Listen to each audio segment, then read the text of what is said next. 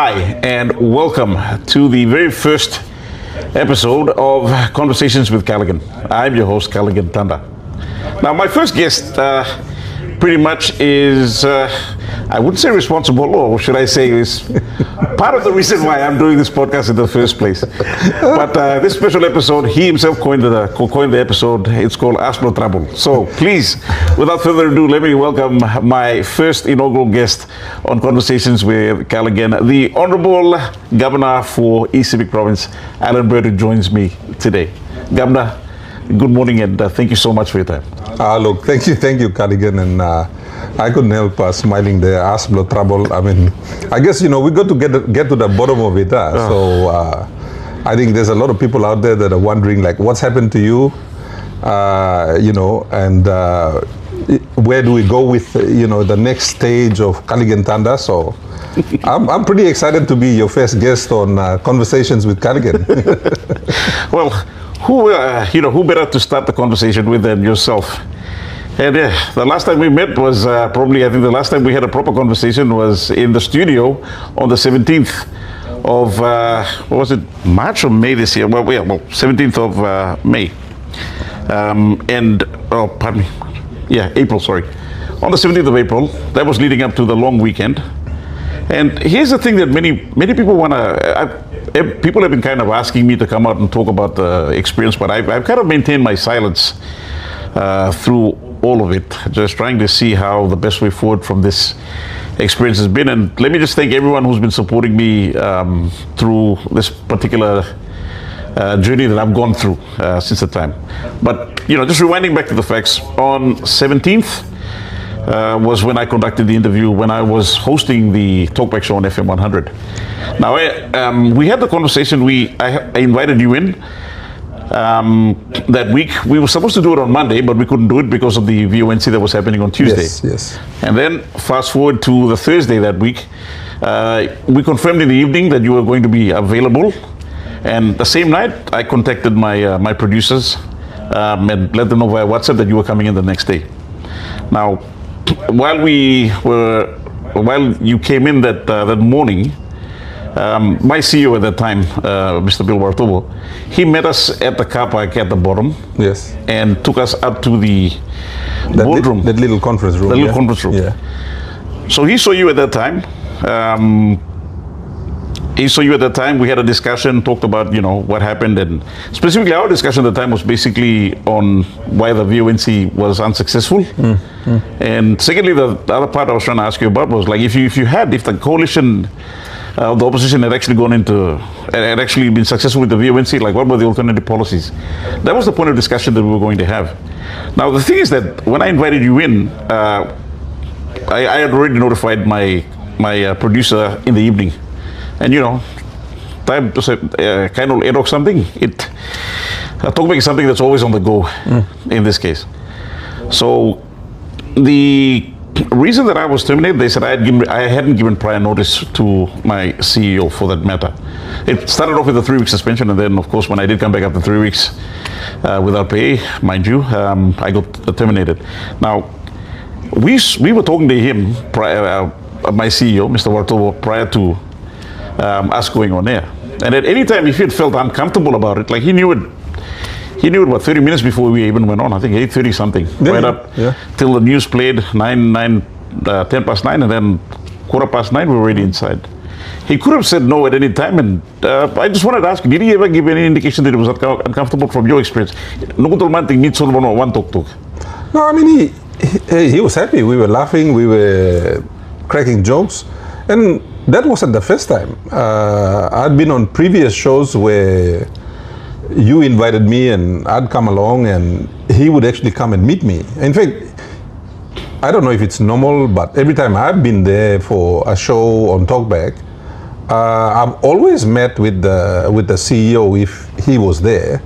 And I remember even before, there was a lady in charge, and I forget her name. Really nice lady. Caroline. Yeah, Caroline. Caroline. So I would meet her as well. So I figured that was the normal, usual process of doing things in terms of those interviews. So I didn't see anything unusual or anything that would indicate that he was unhappy, and so from my perspective, I assumed everything was okay. And also, like, every time I've been on that particular show, even with Roger Haofa back in the day, and then Douglas, Dimagi, and then yourself, we've always had very open conversations. So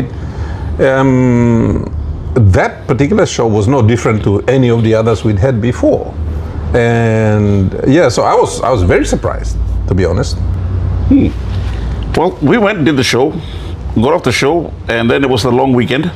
It started on Thursday was the last day of the week that time. It was the Easter weekend. I go for the long weekend. I come back on Tuesday because Monday was the Easter Monday, and Tuesday I come back. I'm on the show, and I get called into his office. This is just, I think, 11:15 around that time. He calls me in, and he gets up and he says, they're not happy with your interview last week. I said, who? And he said, this is a message from the top. And I said, who? Telecom? KCHL?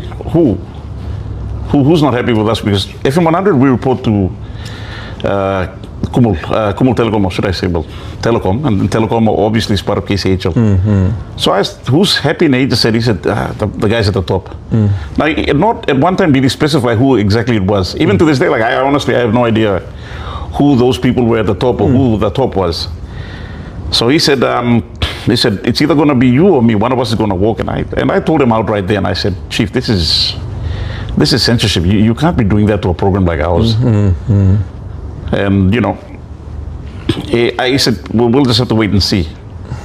So by the afternoon, and the sad thing was that I had my kids there with me at that time. They'd come to spend a long weekend with me, and they were going back to go stay with their mom. So he calls me in around 1 o'clock or 2 o'clock something, and he says, I'm really sorry, but we've got to suspend you. I've been given the marching orders to suspend you. So I got suspended for 3 weeks without pay, saying that failure to notify of the guests coming in. And I was like, can you specify which particular policy I breached? Or in my appeal, you haven't specified what policy I breached, what particular clause. None of that. No company policy, nothing. So I took it on the chin, stayed for about 3 weeks at home. And during that time, I think on the last week, no one knew about it. And then, you know, the funny thing was that on my last week, I think on the second last week, I think of my suspension, we had the Media Awards night. And so ironic that best radio program of the year was awarded to my show, the Talkback Show. Well, awarded to you, because that's your show. You're the one that runs it. And I wasn't even invited to go and sit at the table or to actually participate in the show. So I was like in absentee, and they went and accepted on my behalf. And I'm just, well, it's a collective thing. Myself, my producers, we've all gone through that. But it just showed a stark irony to the situation right there. I got suspended for doing an interview on what the show's all about, having open, frank conversations with facts. Yep. So that kind of, I think, sparked everything, and people started asking questions. And then at the time, when that happened, immediately, I think I'd have to thank Neville Troy and Scott White and the team as well, who've been really helpful, supporting me through the time, giving me advice on what to do, and other stuff like that. So at that time, when I did give my appeal, and when it became public knowledge that I'd been suspended, Telecom gets up and does a so-called independent investigation. Now, I don't know, the audit team actually did that, so I don't know if you can call it independent if it's coming from employees from Telecom calling me in. Okay, that week, prior to the interview that I went and sat with, I think on Wednesday, that Saturday, I think you posted and you said, you're going to see me. You posted, I said, I'm going to meet with Kaligan. So I came across, we met, had coffee, and you were asking me, what's the situation? And when I went there, one of the questions they asked me and we had a coffee, we had a chat that I met with you, and I explained what my situation was. And then when I came for the meeting, they asked me, did you meet with Governor Bird? And I was like, yeah, I met him on the weekend. That was part of the interview questions. Now, they went and even when they gave my termination, when I resumed work after my 3-week suspension, I came back to resume work. I think that was on, let me just check my dates. I resumed work, I think, I resumed on the 14th, but my termination letter was dated the 12th. So 2 days already, they already had my termination notice ready. So I came in 2 days after, on the date, like after 3 weeks had lapsed, and got terminated right there and then. And they just said, I breached my conditions of my suspension. That was one of the grounds they gave, and failure to, the same grounds. They said, we've concluded. It was a very ambiguous termination letter. They said, findings of the investigation have concluded that, they said the findings were conclusive, and you also breached your conditions of your suspension. Now, I'm assuming that was probably because of my appeal letter that was leaked online, and I don't know who leaked that letter online. I didn't even give that letter out to anyone. It was just copies that I sent back to my HR guys, and a copy that I sent to the guys at Media Council to tell them that this is my situation. How this letter come out, I have no idea how it came out. It wasn't intentional on my part. I was actually quite shocked to see the letter actually out in this case. So, again, this was very ambiguous terms, didn't quite specify anything. Now, lo and behold, a week later, they go and they take out this whole paid advertisement saying that I breached this, I secretly met with you. And I was like, I'm a secret. There's no secret meeting. Because, the entire public at the time was like, hey, Governor, are you going to talk to them, Kaligan, and look, find out what, and the whole public was behind you. So, in responding to the public, we had a public meeting. There's nothing secret about it. And you even announced on your Facebook, I'm meeting with this guy. So the whole country knew we were meeting, except the board of telecom, they were the only ones that didn't know, and so they decided to call that a secret meeting. They called it a secret meeting. So when I saw they were saying, okay, he breached this, he breached that, I was like, the paid advertisement was actually a bit more detailed than my termination and my suspension, which is so ambiguous and very vague. And that's what actually led to my suspension termination. And I'll tell you one thing.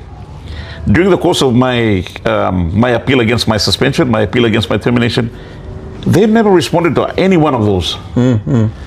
Now, I've been just at home contemplating what to do or whatnot. I mean, the legal actions, there's big implications in terms of seeking legal redress. But I've kind of weighed things out, and I've decided not to pursue any legal redress or any legal action in this case, because I've realized that if I do take it before the court, then I can talk about the issue like what we're having this conversation about now. So milusim wrong I thank them for the opportunity that they've given me to actually find a footing in this industry, and allow me to meet the likes of yourself and other esteemed Papua New Guineans in the career that I've chosen. But in this case, this is just, I just thought we'd clear the air on just the first part about it. So, as per trabol, on that note. No, it's good that we are out with this, but I just wanted to, like, one of the things that this reminds me of is that, in Nazi Germany, when that country was moving towards fascism under Hitler, they began to control the media and all of the people in government agencies, just like you're seeing in telecom and all of these guys. They started to collude to push Germany towards an authoritarian government and towards, I guess, fascism. And we all, those who know history. And the funny thing is, the international agencies that rate countries for their acceptance of democracy, they've already, Papua New Guinea is not classified as a democratic country anymore. Serious? It's a country that's moving towards authoritarianism. Wow. So we're no longer classified as a democratic country. So the international agencies, and I think, Peter O'Neill wrote an article on that, in the former Prime Minister, and he's quite right. So what we're seeing with this particular government is that they're moving more and more towards countries like Nazi Germany used to operate in the past, more authoritarian governments like dictatorships like North Korea, like Russia. That's where we're moving. So it begins with the censorship of media, because as you know, in democratic countries, The media is supposed to be the fourth or the fifth. Fourth state. It's the fourth state. Yeah. The media is intended to keep governments honest in democratic countries. So the fact that this government, and to some extent the previous government also was doing it, but this government is taking it to a new level. They're really trying to control and keep a lead on media. It demonstrates that we're not interested in this, the fourth state, the media, being part of our democratic process. So I think what's happened to you, I think in the past there was Scott Wyder and a few others who were terminated from MTV, I think I remember. Yes, yes. So, that was the beginning. And this is the scary thing. And this is why I think all Papua New Guineans should be afraid and they should be worried because, countries don't just suddenly become authoritarian. Yes, in some places you get military coups and that kind of thing that pushes it straight there. But in a lot of places it's more subtle. Also working easy. You know the story of putting the frog in the cold water and putting the pot on the fire and then just bringing it to the boil. The water is getting hot, the frog is cooking, but the frog doesn't realize it's cooking. And pretty soon it's going to be a feast for somebody. Well, Papua New Guinea is like that. We're like that frog that's being put in the water and the heat has been raised slowly. So we're cooking. But outside agencies have already rated us. They're rating us. We already tick all of the boxes for a failed country. So we're sort of heading in that failed country direction. And so not only that, we're beginning to tick all the boxes of an authoritarian fascist government. That's where we're going. But in this case, this government is using Christianity as the tool to drive us towards this authoritarian government. And that's I think scary. And most Papua New Guineans I think are oblivious. You may not look or something work come up, but it's happening. You look at the police force, they're paralyzed half the time. You look at the Ombudsman Commission, they're totally paralyzed, practically ineffective. You look at like ICAC, look at the problems with ICAC. Auditor General is just a shadow of what it used to be at independence, So all of those agencies that were developed with teeth in 1975, they are now toothless. Their teeth have been removed. Their fingernails have been removed. I think their brains have even been removed. They're just like paralyzed. And so what's happened to you has come as a big shock. But I think it's an indication that all of those people that are behind this authoritarian government, they are now becoming more and more emboldened. They all seem strong now. Yeah. So it starts with you. Tomorrow it could be somebody else. Pretty soon it could be all of us. All of us could be behind bars. I mean, look at some of the laws that have been passed. There are laws that legitimize an authoritarian regime. That's basically what it is. So, we were both surprised because there was nothing unusual about that particular interview compared to the hundreds of other interviews that we've done. And one kind does on.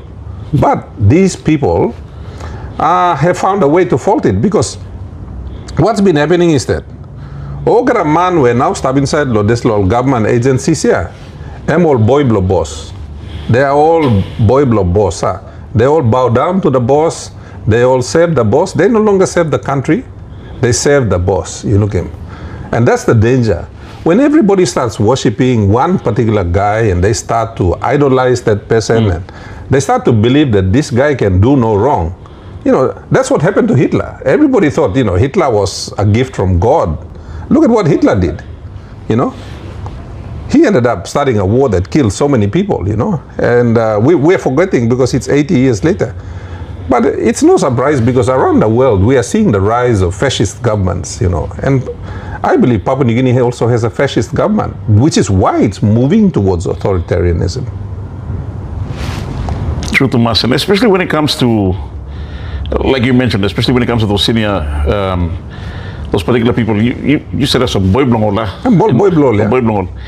In my case, the thing that was like I found really irritating was when my CEO gave me my termination. He said these words. He said, "I'm sorry, but it was either you or me."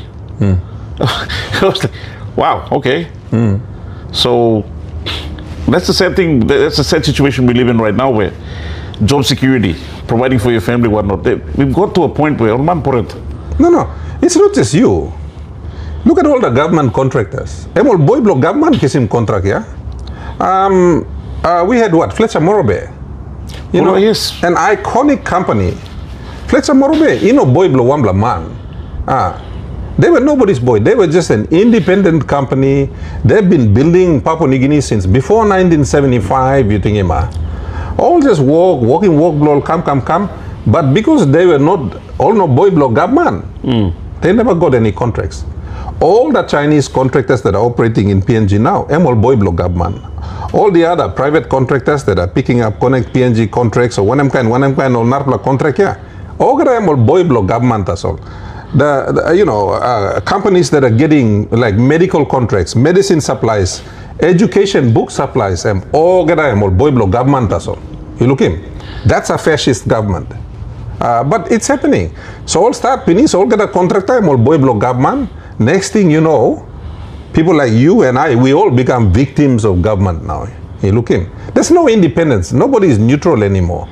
You are either siding with the government, supporting the government, giving money to the government to maintain the government, or you like start independent or one yuksim bagrab now. That's basically what's happening. True, Thomas. Now, when it comes to when it comes to like moving on from where we are right now. Now, very, very recently, you've just taken on a new role as the new party leader for the People's Reform Party, in this case. Now, James Donald stepped down, giving you the mantle as the leader of the party itself. For many Papua New Guineans who might be wondering, how long was this? I mean, how long have you been? When were you first approached to take the helm, or even to join People's Reform Party? Because you remember when we were having conversations, people kept bringing in saying, "Governor, you need to start in party. We are going to contribute now. At least every fortnight we'll send you $100 or whatnot." People are some skin pen binisa. They're tired. Well, I think when I left National Alliance 2 years ago now, and I became an independent, a lot of parties were talking to me and saying, "Come take this party, come do this, let's do this, let's do that." And me it was like thinking blow me and fix minis or me by penis na lusin. Because work blow me and is big. That's my job. I don't have the only work I do at the national level is with the Gender Equity and Women's Empowerment Committee, where I'm deputy chair, which is to do with sorcery-related violence, violence against women, empowering women. So that's something that's been close to my heart. So that's the work me got, national work. The other national work I had was with the elections committee. So one time there's a special committee law elections, I finished the job, you think, Emma. So on national level, Alan Bed no got work. My only job is to be in parliament and to raise issues, na kind of thing. But I am not responsible for police. I am not responsible for power. I am not responsible for the economy. I'm not responsible for anything at the national level. You think, Emma? So work blomilo place, I'm start lo finish now. The biggest job I wanted to do, because you say me start lo place now, me looking most people lo civic. The thing that we lack, me blame no short lo kai. Me blame no, but the thing me play short long money. Our people were short of cash. So I really wanted to solve that problem. On top of, things like education, health, infrastructure, on top of all of those, there was an additional thing, and that was cash. So me like fix it this la. And I knew that when I started, it would be fixed. Obviously now that problem is fixed. So to me, I thought, no got more work blow me. I mean, start na mingi one. I mean, what am I going to hang around for? I'm a practical person. I'm a very pragmatic person. So I was thinking of finishing now going. Because I'm good at building industries, I helped build the vanilla industry. I'm now helping build the cocoa industry. I mean, before what we did, cocoa was always here. No admansa bisi lo planim cacao. Now, Western Province planim cacao, Gulf Province planim cacao, Central Province planim cacao, Miran Bay planim. You know, they had some cocoa, but they didn't have industries. Everybody's planting now. Highlands provinces are planting cocoa. You think, ma? So, you know, even I'm reading, Manus people are now interested in planting cocoa. So, the cocoa board guys came to me and said, look, thank you, Governor. Suppose you have not been making this, suppose Civic not been making, the rest of the country wouldn't be interested. So, you know, I'm really pleased at what we've done, and it's affecting other people. So it's something very positive. That's why time old man come asking me a political party. I'm like, what am I going to do with a political party? I mean, it has no real purpose for me. Yeah, you know, someone like me want them strong ting ting na, me strong lo good governance na, me strong in police force na, strong in other agencies lo accountability, me like strong in. I've complained many times about the Auditor General's office. I want them to come to ECP. Me complain plenty time lo ombudsman. Me complain plenty time lo police na. Ogada this lo oversight mechanisms here. No got man interested lo fix him all. You look him. So I think plenty of member of parliament too also say Alan bed them no good la man. You think him. You know, I'm one of those people that. Me, I'm not a government guy, but I study government. I've studied government for 25 years, you think, which is why I understand government better than most members of parliament. I didn't go to school for it, but I read about it. You know, I try to understand the relationship between, say, government and business, and you know the distinction between the two. So I've been reading on government for 25 years. You think, you know now. So me looking was a work blow me look government and penis level blow me and penis. I can't do anymore. You know. So I really wanted to go. So Plenty Line approached me, James, Honorable James Donald. Since his election, he's been close to me. Because I'm find out to say more, me ex-oc Teddy, you think me work lo hapna, me big lo hapna. So you say, you can't blame me Papua New Guinea. You find out to say, one man, I'm come to place, you go pass what them.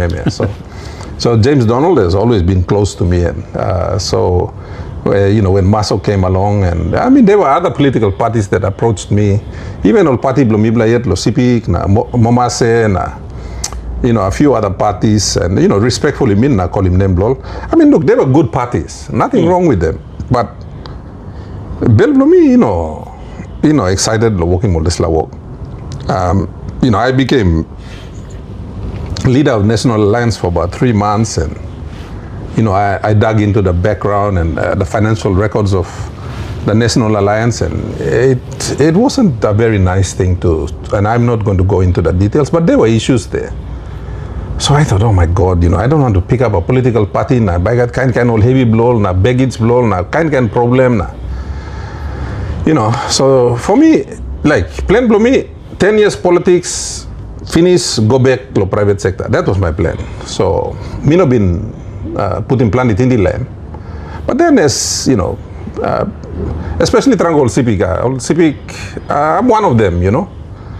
Me go lo place na, me go me round looking online and tablo dragi kia, online blo me yet lo wiwek, online lo sem all one half wasara, abunti, online lo engoram. Time me go na looking more planty all karain alto, please, no can lose me bla. You start one more time. So, and then of course there was the calls from around Papua New Guinea too. And you know, the only real way that someone like me can make a difference is if I'm in charge. I don't want to be in charge, because Civic too, when I was put in charge, plani man pilim pene. Me hard plamane, you know. And a lot of Civics know that. They know that I'm a hard guy. I'm not here to please anyone. I'm here to fix something. Now if you're gonna fix something, now you need to replace the engine. Hey, come out the engine na trome na put in nubla engine, you think ma. Them kind head me got there. So in Civic, like the public servants, man, the e-Civic public servants, they fought me for 5 years. Planned blow to pass him talk Rosimilo election, you think, because I was just too hard. But then time will looking all same or something start current kege, or the public servants will start law. The ones that didn't like me, they became my greatest defenders. You know, the ombudsman, when I was nominated for Prime Minister last year, ombudsman sali wambla team goran lo investigating me lo wiwek ya. All public servants like Paitimol, ombudsman line, yeah. So I got a phone call from the provincial administrator. He said, Governor, you make a really problem. Me, the one problem. So no, all public servants like Paitimol, ombudsman line. Me, hey, no can Paitimol. Me, what's on them? I'm all come investigating you. I said, look, whatever they want, give it to them. No one blaman, fight one blamana. Just don't do it. So me smiled because I thought, hey, I'm all public servants are Birua Lumia. They are now defending me. You think, So I'm like that. I'm like that. You know, if I'm convinced that there's a certain way to do something, Mimba make him. You think, and nothing will stop me. Mimba make him. But you know, in order to do the things I've done in Isipik, I needed the permission of the Sipik people. Now you know, Miblo Sipik, Miblo Hatlamania. You know, Miblo also Miblo Highlands too. You think, Miblo strong light line. So you know, to be able to gain the trust of the Sipik people is not an easy thing. It's not an easy thing, but you know, I'm very privileged that they gave me their trust to do something, and I'm doing my best. What I found out is that I can fix everything that's my responsibility. Things that are national government responsibility, I can't fix them. I'm hard fixing me because I'm work blonar laman. Responsibility blonar laman. So everything that's failing in my province, everything that's failing in every other province, they are all national government responsibilities. Power is failing, and work law set, national government. Water is failing, and work law set, national government. Law and order is failing, and work law set, national government. You look in, everything. Our main highways, like the highway between Ley and Medeng is collapsed. Plenty have, there's a national highway and collapse. Work law set, national government. So everything you look at, defense force is struggling, and work blows at national government. So the national government is failing in all of its responsibilities. It's failing, all right? Now, who's getting the blame? Ordinary members of parliament are getting the blame. Provincial public servants are getting the blame.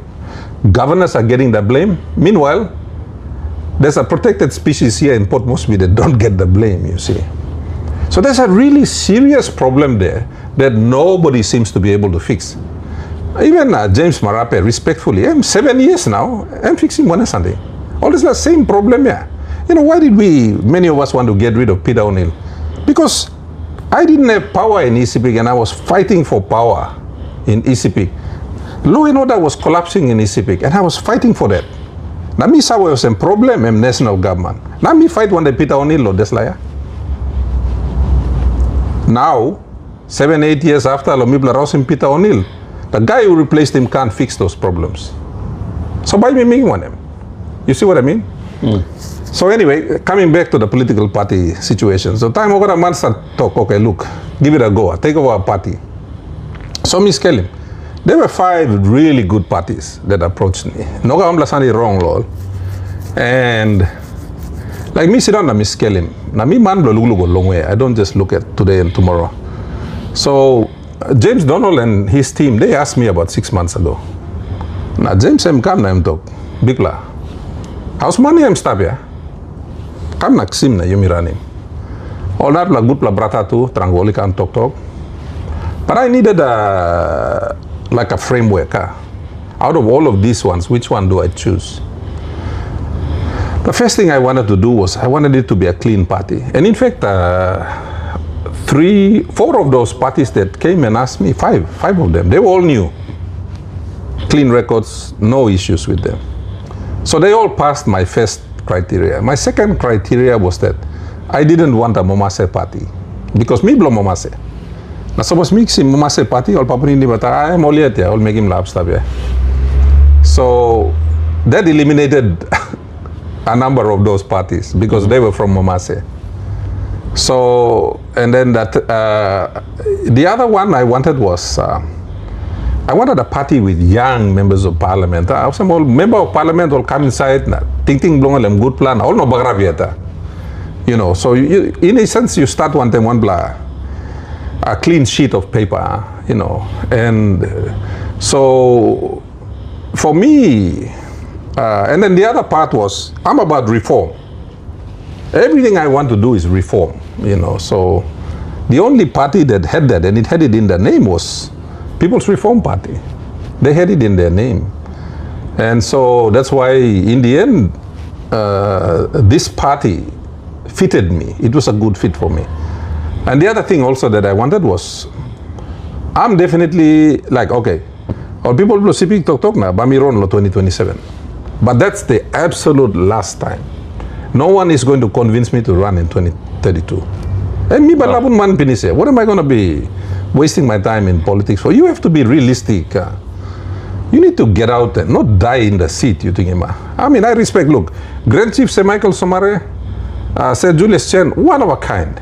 You know, they were, but I cannot compare myself to those two incredible men, you know, like all staff law category blow liata, all papaya, people all pangal paiwood or PPR now, you think, you cannot compare yourself to those two gentlemen. And I don't even pretend to. And I know that, you know, for me, I have to come in, do a job, finish the job, now go.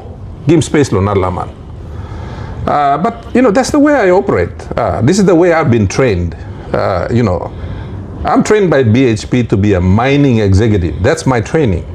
My training is you ready narlaman, okay, maniac simples fluina, you go. That's my training. And so I'm just sticking to what I know. So with People's Reform Party, you've got two smart, young members of parliament already there. Both of them are humble also, strong plaman. I mean, these two are in opposition. I'm not pretna. I'm not pretty one plaman na stalo opposition. Opposition also talk, you stalo hell. Because government by cutting funding blow you, you know, people hate you, you know, they dislike you because you're in opposition. Nobody wants to be in opposition. Plenty member also prete, all kalab ron lo government because over the keke stalar. But look at James Donald and you look at Hewa Bimaso, 2 plus Tromlaman, 2 plus Taplo. James Donald has been in opposition since he first got elected. He's never been in government. So those were the attractive qualities they had. Because me, Sabe also, if PRP goes to the elections, the chances of us getting enough seats to form government are very slim. So most likely we'll come in with maybe 12, 15 seats, if we're lucky. Now one day there's like a number, I'm hardly Mr. government, I'm by go back to opposition, I think. So the chances of this party going back to opposition is very, very high.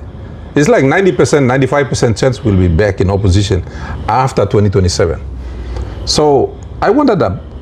That's why People's Reform Party all fit me. Because these guys are not afraid to be in opposition. I like that. I like the little guy where I'm not pretty one man, I'm back here up tight in Buna fighter, hitting him. And you know, People's Reform Party is like that, you know, it's got a bunch of fighters in there, and I like that attitude. So after all of that, People's Reform Party stop. And when I do move out, I'm succession planning, I'm stopping it. There are young leaders there who awesome, all by, you know, they'll be able to pick up a few things from me. They've got their own characters there now. But they'll be able to pick it up and carry it on.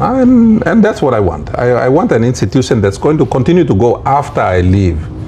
I don't want an institution that's going to collapse when I leave. You think, Emma? So this is where People's Reform Party gives me the best opportunity to build something with that group, so that when I go, there's something na build. So I mean, it's a long way of explaining it, but you know, I hope that that answers the question. Totally appreciate that.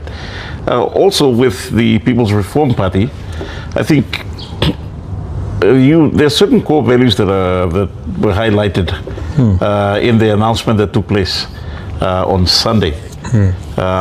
In itself, many of them, I think, it reflects our five national goal-directed principles. But for the benefit of our viewers, in case no sabe what are the core values that kind of attracted you to this party itself? If you could just briefly go through them again. Well, like I said, the first thing is reform. The second thing is like, you know, they wanted equity and inequality. And I think that's something that's been missing in Papua New Guinea for a long, long time. There's no, like for example, in Papua New Guinea, there are 6 or 7 provinces that are very rich, richer than all the others.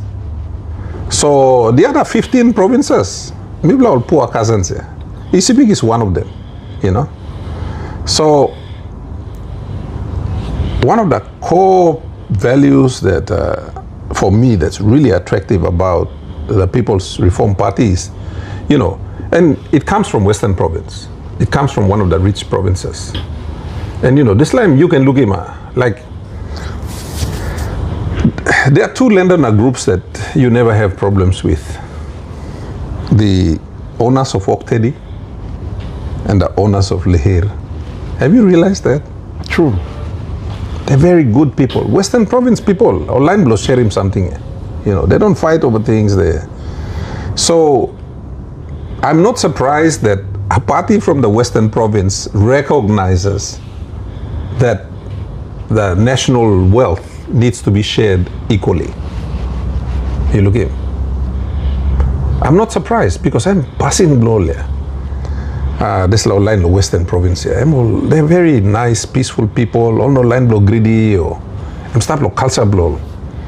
So to me, that was the most attractive thing out of all of the policies. A lot of the policies are, and you can go on the website and read them. You know, they've done a great work. The brilliant thing is the party themselves sat down and came up with the party policies. When I agreed to join them, we brought in a couple of experts with PhDs to review the policies and fine-tune them. So one of the reasons why Mibla making Mosemen, because we wanted educated Papua New Guineans, when they come and read the policies, all by looking Mosem, M. Saveman write him. Mm-hmm. But the basis for it actually came from the party members themselves, the original party members. So all we've done is sort of enhance them, put him out. So a lot of the party policies might seem, what's the word, generic. Ogaraman got same kind of party policy. But the difference with, I think, the People's Reform Party is that there's that genuineness to actually do it. Like, for example, if we ran the country, the very first thing we would do is we would try to make it, there's a second national goal and a directive principle, yeah. We would try to make it universal across Papua New Guinea. Actually implement it. You know, totok nadilo mouse, write in tasolo paper, walk him. And for me, that fits with my own ideas of empowering provinces and moving towards a block grant model. Mm-hmm. To me, if you want to solve Papua New Guinea's problems, you've got to fix the economy and you've got to fix the financial problems. The way to do that is through a block grant model. Like, if you use a block grant model, you would stop borrowing money tomorrow. PNG would not have to borrow money anymore. Stop him, Mogada. At the moment, we have a political patronage financial system where Prime Minister Sinda Natogoge give him money at 300 million kina rot, give him money at 247 million kina rot, give him money at 280 million kina, so I'm by kissing this la money, na buy him this la buildings, la mospi. Like, this is the way the country is being run. It's run at the whims of the Prime Minister. Prime Minister Basida na to give money at this la, give money at this la, give money at this la. It's not systematic. The country is run based on feelings of the man. And that's been my experience when, like the first government I was part of was the Marape government. And I sat in there. I took some proposals to that government that could have transformed this country. Prime Minister James Marape had me do a whole presentation late one night law. How much for cabinet all ministers na, how much for all governors na. Ogada man, yes, fighty na. We never did anything about it, you see.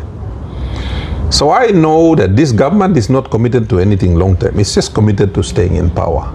And that's one of the reasons I left. I'm here because I want to do things. I want to achieve outcomes, you think, Emma. I don't want to come and waste my time, you meet to talk story, na grease, drink coffee, na wanem.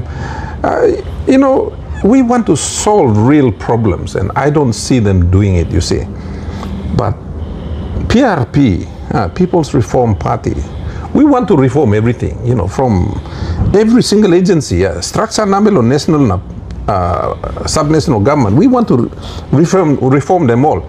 And we don't want to take 8 years to do it. We want to do it in the first 12 months. Could him over the reform ya going and then Larry Mem Walker. As I said yesterday, we want to lay down the train tracks. Put him track here. So that you put the train on top here, you saw saying run lay na go hap. You know Larry run number over man run the 4-wheel drive na wogilo like blow. No. It's got to be done like this. So that's why we call it a hard reset. And you know, here's the thing I want to make clear to the people of Papua New Guinea. James Marape, he has no original idea of his own. Now he's using national reset. Where did he get those words from? He got it from me. Ilugima. I'm using this law, Tok take back PNG. He got that from Gary Jufa. You know, sadly, the man has no original ideas on how to solve the country's problems. I mean, does he even know what take back PNG means? Does he even know what hard reset means? I know. Hard reset means taking the really hard decisions that nobody else wants to take. I mentioned it yesterday. It's about taking the bitter medicine, you think, Emma. So this is why the People's Reform Party, you know, these guys understand, this team of great leaders, they understand the hard things that we need to do, and they want to take that road. I want to take that road. The question now is, you know, do the people of Papua New Guinea want to take that road? Or do we want to continue with lolly sugar and see where that takes us? Because lolly sugar over the last 15, 20 years hasn't taken us far. True. You talk about the hard reset that's PRP mentioned yesterday as well. Now, when you talk about hard reset, and especially with reform being one of the key word here in your party, if you were to put some reforms in place, what would be, say for instance, the immediate reforms that the country currently needs right now from your perspective as the party leader? Well, I've got something written down, so I might just go through and read it so that you know that nothing. You know, these are things that we've thought about, things that that we've done. Like, yes. Okay. The first thing, and this is a long one, Emir, so if you don't mind, by me reading sampler blow. To me, the very first thing we need to do, pillar number one, is governance and institutional reform. Like, this is the most critical pillar. The biggest hindrance to the growth of the country is in its governance. Governance is a problem. Look at you. You are a victim of governance. You look at him. So, this is the thing that needs to be fixed. So anti-corruption and total transparency. We mentioned that yesterday. That needs to be paramount. We need to empower those independent institutions here. And meet talk here. Ombudsman Commission, Auditor General, sir, ICAC, you think him. So make sure they have the guaranteed funding and the operational independence. Look in police. Police got one plus special committee where committee but decide also you prosecute, you may investigate in the Slaman. No one investigate in the Slaman. That's not being independent. That's being subject to someone's control. You think we got to fix all of that. ICAC should be free to investigate anybody. Remember? Sam Coyne was in charge of Task Force Sweep. Why did they dismantle it? Because they did their job too well, so dismantle him. You look at him. We can't have that. Next one, transparent public finance. Me to talk law. So now, like with the People's Reform Party, we want to go online. Put him over the place kilian or man by looking operation blah. I want to do the same thing with government finance. You know, when I first started publishing the budget of ECP provincial government, hey, you got a man argue one day me or public service no, you cannot publish that. I'm like, why not? Although private information, me to no. This is public money. We got to do the same thing at the national level. Put you got a Sunday place killer, you know IT loan him. And private money blue you, na Mary blue you. No got there. Put in place killer. That's what we got to do, because when you put in place killer, all man by understand why usad man og sim this la contract and this la contract ya put you got a Sunday place killer. You've got to be above reproach, you think, Emma. Right now. Okay, man suspect all the government and corrupt and they're right because there's absolutely no transparency. Okay? So we need something like the provincial government budget, national government, contracts, expenditure, put in place clear. Laremo, the Papua New Guinea looking. So we need something like an open PNG portal. That's what we mean by a hard reset. Put in place clear, no man look, you like it on him. Man sa still ta solely I like him nameless you look him. Number one, whistleblower protection. We got to make sure that the man only got this, only come na blowing whistle here. All no not kissy heavy. Look at you. You know, you're being nailed for nothing. We need strong whistleblower protection. So we need to enforce robust legislation that protects citizens and officials who report corruption. Look him. Next one comes back to block granting. We've got to decentralize service delivery through a block grant model. Again, this is about solving. You can look at most. Ogra Sandy Mr. Total 1, 2 years is all about the financial management. We've got to fix that. So we've got to fix that block granting model here. We need it. It's no longer about, oh, you mean need more, you mean don't need more. No. We are already at the point where you absolutely, totally need it, because without it, the country will fail. It's failing now. Nothing is stopping us from failing. We are failing. We are on the road to total failure. Decentralizations and service delivery through a block grant model will fix that. And I've written it down. So, remember, Mr. Debate lo Parliament and Mr. Totok, yeah? We got to, and with that block grant model, we got to clarify the roles. You look at now also Connect PNG. Which one is Connect PNG? All go working on hand road lo district lo one member also Connect PNG. All go working on hand road lo house lo one member also Connect PNG. Every single thing is Connect PNG. Hang on a minute. What is Connect PNG? Define it. Who is responsible for what? Define it. You look at me. And then we've got to have a formula-based intergovernment transfer system tied to performance and tied to audit outcomes.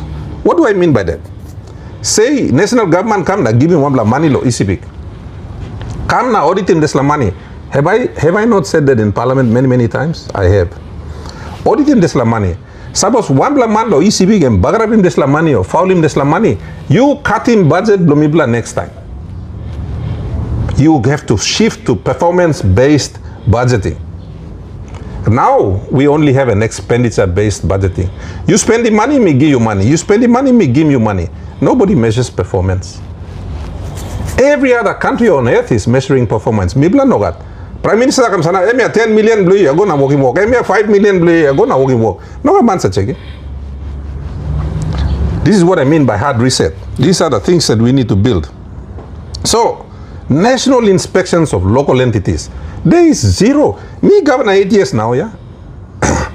No got one blood time, one blood national department, auditor general, who said he come down and work him audit lo ECP ko, audit him one blood district or one blood LLG lo ECP, zero. Never been done. Now I'm no ECP that's all Ogada province. So how are you going to get performance? Okay, after that, employee is start. Law and order, 1.3. This is like our absolute, you know, me got problem law and order law ECP. New Ireland he got problem. Manus he got problem. East New Britain, West New Britain. Don't even mention the Highlands. Next level problem landa. Don't even mention Port Moresby. Next level problem. Hard reset. We need 20,000 police officers tomorrow. We've got to figure out how to pay for it and how to get those men, and we've got to get them in there. If you need one policeman sanablo, or a corner one the gun or two policeman sanablo, make sure that our citizens are safe. Then why are we not doing it? So no can play na talk. You look him all put him inside the budget. All talk. Oh, me plug him 400 million kinalo police. Time me question him police minister. Em no kisim money. Paper lo budget all put him lo em kisim no god. You see what I mean? These are serious governance problems. I could go on and on. You know, pillar number 2 is about macroeconomic stabilization and fiscal discipline. So we've got to restore confidence in the management of the economy. That's my pillar number 2. So I've got all these pillars. No good me back go. Now I'm back take him whole one in my butt. You can see from just the first 2 things I've mentioned. These are the things that are critical that we've got to fix. And that's what I mean by a hard reset. You go inside your first budget you work in. You think, first budget. You cannot wait and dream and, you know, talk about rich black Christian nation. How do you get to a rich black Christian nation? Spell out the steps. Mibla writing penis na stuff, yeah? Now me to talk lo sambla blong em, yeah? You think, So Bobby Lucy Lab, let's not go too deep because I've got about 10 pages here that I've written up, you know. Now, in regards to those reforms itself, I think the smartest thing that I noticed, and I think it's a step in the right direction, particularly for people out there who might be interested about the core values of the People's Reform Party is that now you're typical of the digital aspect of things, and there is a digital platform where members of the public like yourselves, you can actually log on and see what's happening in that part. And I think transparency is one of the key things that you mentioned when you announced the platform. But for the benefit of our audience, if you could just explain what the purpose of the online platform is. All right. What we've tried to do is say, put him the stuff we want to do in the country, a microscopic view of that, people put him inside the party. All right. Things like, suppose, and we're still sorting it out, let me apologize to the public. I think something like 50,000 people tried to join yesterday. Damn. And the system crashed. People are not expecting this last, so I want to apologize. We've got people working on it now, trying to fix it up. The other thing is that we have cyber security on the system, so plenty line apply this la cyber security by checking out bona fides blow past them before law. So it's slowing things down. So we've got about 20,000 people, or maybe up to, I haven't checked lately. They are just waiting for the system to accept them in. So it's, if I can ask people to just slow down, I mean, look, we don't have to do it all at once. We've got the next 12 months for people to join them. And then, of course, the payment options too. We still have to sort out how that works. So, all man like Sally Money, please, you will wait past them. Wait, now you Mr. Tim good. So, me like him some time, you put him 100 kina blue, you come inside, yeah, or 10 kina blue, you come inside. Mibla account lem good so you by looking na by belisios and more mibla no height kisi money blue na item na wogi something mibla wogi place kiliana you can look him so but then further on like inside one of the big issues is going to be like candidate selection. Ogara man now like I'm na run one them People's Reform Party, yeah. All right. I mean part of National Alliance na me looking more even me looking how Pangu Party working the party leader and some of his group, senior line, all by sit-down, all by selecting candidate. You look him. So when we select the candidate, we go to the community and say, "Me candidate will play." Sometimes community knows a one bell. So one of the reasons why when our members join us, people ask him all, put him which district you come along him. There's a reason for that. When it comes to candidate selection, say 5 people write, you blow a Yalibu Pangia. Imbongo, you blow Imbongo. Okay. Say 5 laman candidate lo Imbongo Salim Kama. Okay, Governor Bed, I'm like this, I'm God's gift to the planet, blah blah blah. Selecting me no, me baron lo PRP. Well, I don't want to make the decision. I'm not going to vote in Yalibu Pangia, I mean in Imbongo. I'm not going to vote up there. Online and up vote. So me like him, get a member lo mibla lo Imbongo ya. Mibla ba gonna put him online na toge me 5 candidate ya. You are going to mark him 1, 2, and 3. So we have already developed an online voting application. It's on the system. So over a line, say we have 1,000 members from Imbongo. There's like 1,000 members from Imbongo, yeah, all by Gona. They will do a pre-selection of the 5 candidates. The one that comes out number 1, that's the candidate we will pick. So the candidate will actually be picked by our members. That's one of the big point of difference between us and all the other political parties. So we've developed that online already. Understand? And then, so the other thing is like things like policy formulation.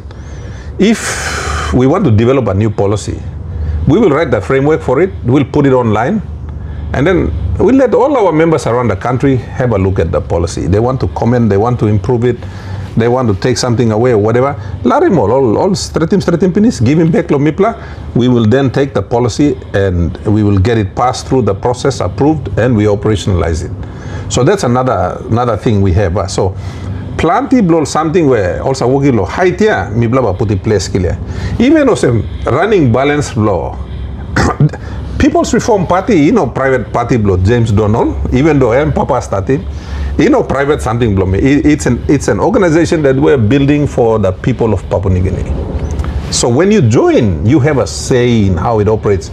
Everything, money, me bla collect amas money. Me like mo how you gonna click na looking by looking bank account na talk 500 kina stabia or 1 million stabia. You will see it as a member.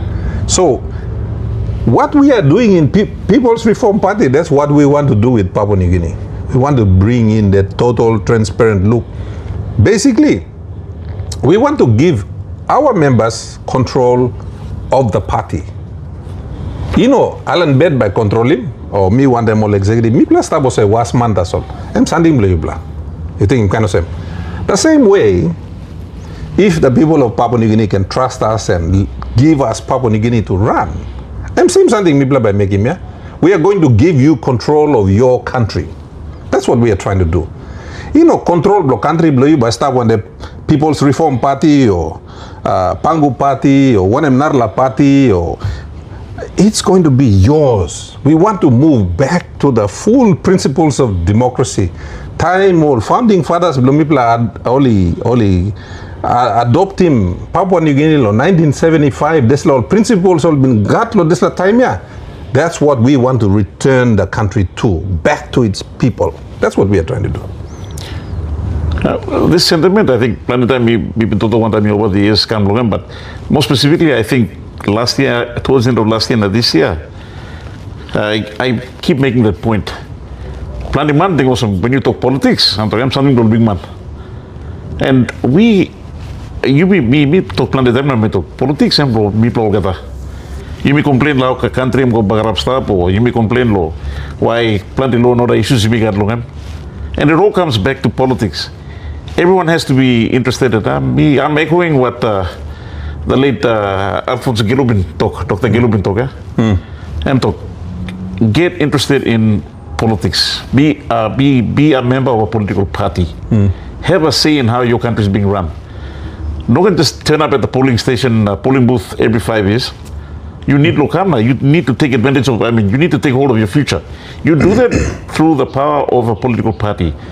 Be part of a political party because he said, political parties are one of the greatest institutions that we have that can direct the course of the country. Well, what you have just said now, we have taken it in the People's Reform Party to a new level. You can be sitting in Manus, you can be sitting in Namatanai, you can be sitting in Imbongo, and you can go online and have full access. Because you like me black Hamantabna, Lugimilo, Imbongo, and Bahadia.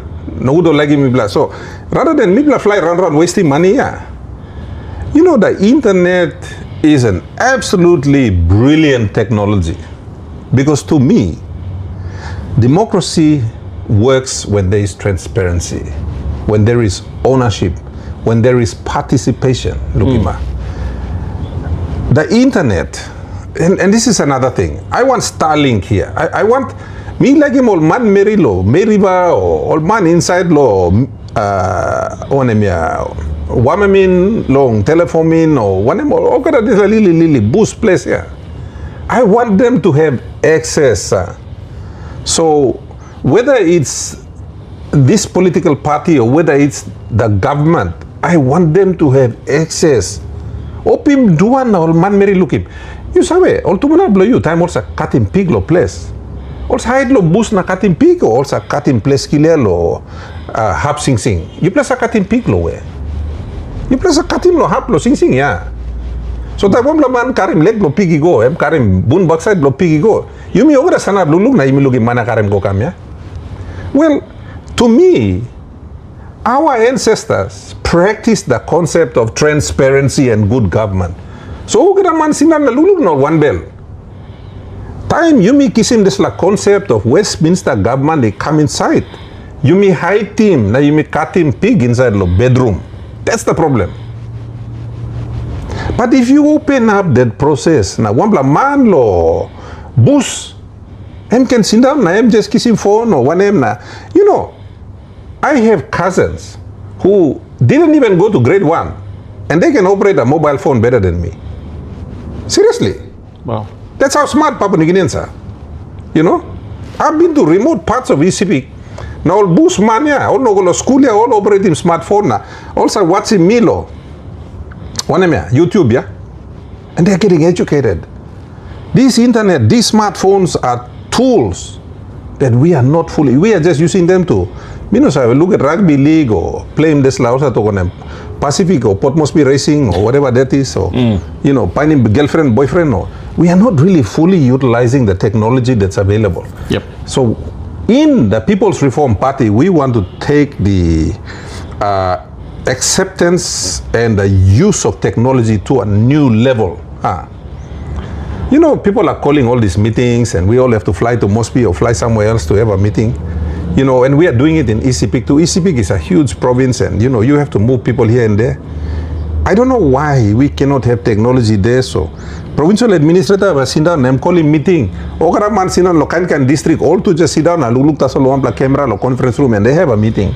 Without having to get in the car, spend 300 kina to buy fuel, to go over there, pay for a hotel room to sleep there, get travel allowance. So, for one person to travel, it costs you, you know, 1,500 kina. For one person. Whereas you can do all of this online, and what's the cost? Nothing. Just the cost of internet you think, man. So this is where we want to modernize Papua New Guinea. That's what People's Reform Party wants to do. And we want to transform. You look in Manifesto Blomipla I'm talking. We want to reform, perform, transform. So we want to leapfrog the problem. Yeah, plenty problem is that, but you may leapfrog him, you may transform him. That's what we want to do. And so we are going to embrace technology. Like, if other parties say they want to do it, well, other parties have been in charge for the last 15 years. Did they embrace it? They didn't. Mipla by walking, because for me, personally, Alan Beda, James Donald, Maso Hewabi, Secretary Blomibla, Ismail Tamutai, Mipla, like in people or place, must connect. They must connect, not just to People's Reform Party, but to their country, to their government. All must own him and something blow on. And we want to give them that. And I believe, without a shadow of doubt, technology will give them that. This la technology. Now will phone meet la put him na you may walk him this la interview ya. This will give them access. And the cost is going to be almost nothing. You know, people are money to walk in this law Sunday. See what I mean? True. Well, Gab, I know you're quite a very busy man, and I won't keep you much longer on our program, our inaugural program again, Conversations with Kaligan. And like I mentioned already, this episode, it's called Ask for Trabol, how we started, how everything started off. But Governor, for yourself, I'd like you to just to end our conversation here. What's the message? I mean, the message not just about People's Reform Party, but what can you say to Papua New Guineans who are interested or who want to see change, who want to see us move ahead, progress? It was sad enough that I think it was the beginning of this year we had our Chief Justice mentioned that the country has regressed. In any case, it was quite sad to hear it from our Chief Justice, but this is someone who's had a very lengthy history in our legal service. I was surprised that in his young heydays, he was actually up in Southern Highlands and knew many people, even my own family, my dad and everyone, while they were working with the provincial government back then. And to hear him say that, for me, it was, how should I say, it was unsettling to hear it from someone as senior as him. But from yourself, from your standpoint now as a party leader, but apart from that, just to your message to the everyday Papua New Guinean who are interested in the betterment of this country and for their future and their families as well, what would you say to them? Okay, two things. Number one, I'm ask you blogger or Papua New Guinean. Awesome. Story blow now, yeah, ask blow trouble. All right. Me personally, me making commitment law, Kaligan awesome. You know, Kaligan, I have been dealing with him for a long time. Mino Sakam na give me one side coins or one something no that. It's been a totally professional, respectful relationship. But now I'm got heavy or semia. Me no not call him amount, but me yet but me put some money lo saboti work lo Kaligan. Not just Kaligan, but any other fearless, honest reporters who want to highlight our issues. So me appeal lo iblo Papua New Guineans. Me by saboting this la young man. Because me believe was him, he's very talented. Look, I am asking question yeah. Sometimes write it down, sometimes me just migi was him. Emi got talent lo des la work. Me like saboti talent lo him. Time him say invite me lo come lo show blow him. Me sa come because Kaligan am sing out, not because it's FM 100. Just like when Douglas was there, just like when late Roger Hawafa was there. I came because these are great men that you can talk to. So, young Kaligan, I'm developed lo desla work now. So me ba support him. For the first time, me no say give me one plus something. Me ba support him lo work. So me ask you all Papua New Guineans, you bla pili mo say me got Lily sing out lo bell blow pla support this man na. Put him one bla one toya na you me support him. Me ba give him blow me min na call amount because me bla civic. Me bla no announce lo public sandi blo say me ba me height na give him. And you bla civic ba understand. You bla nar bla like working announcement na sing point him ground na come give him. Sandi him bla but me ba working lo way blow me. That's the first thing I want to say. Second thing, coming back to what the Chief Justice has said, I think Chief Justice Emi Biplaman Thomas. Now, I think, you know, I'm kind man where I'm holding inside lo bell blame long time. Because he is not supposed to talk about things like that. And I think there are many judges who don't talk about, na plenty old big man too. Also holding him inside lo bell blow la. He go, name abrusim mark now. Talk out. But I think talk out lo one plus something where you may over the Papua New Guinea and you may look sabe pinisa. You may look sabe na you may no sa talk. You know, the other day I called out this National Repentance Day thing. Nobody has ever called it out. Okay, the man's passing mouse na you may make him. And then I was so pleased that, you know, a lot of people criticized me. You know, they said I wasn't a Christian, or this or something. Christian is not about what you do in public, you think him. It's about when something you feel it bell blow you, respect namelo you na God na you make it something. But anyway, that's another, I'm not gonna go down there, but I was so happy that time he making noise. Head blow Lutheran Church and me come out and support him. Talk where me too been making long him. So I think that's the thing with Papua New Guineans. Me plus a respect him all member, na respect him prime minister, na respect yes abrusi mark na something wrong. You mean so to talk. You mean a passing mouse. I'm come back lo culture lo you mean lo respect. You saw you can peel him pen na stop na man kalo place by quick time through you like cleaning place killing pig or something. But you plus struggle lo school fee na or something yeah. But lo respect that's all you mean killing pig you think him. Now you mean not to talk lo problem. You may order kaya pig na. All man come you may amma symbol no go finish na EVM stop yet. That's a PNG culture. We are now a modern country in the modern world. Yes, you got good culture blow you stop. But what the Chief Justice mentioned, I mean no personal problem blow Chief Justice. And problem blow country mention him. You look him. And that's the thing. We've got to separate things that are personal from things that have to do with common problems that we all are facing. There's something economy, jobs, the power structures between the national and the provincial government. Those are not Alan Bed's private problems. And problem blow country. You look him. Now inside lo head blow you mean need lo separate him. Problem blow country. Now personal problem blow you mean. We got to be able to separate those two. You mean no can same, you mean no can porret lo talk lo heavy blow country. You know, every time I come out in public, you know, when I call out the Honorable James Marape, you know, James Marape is a nice man. But look at all the things he is doing. You know, he's not helping any of us, you look him. So I'm not talking about James Marape as an individual. I'm separating that. I'm talking about the things where he is failing to do. Okay?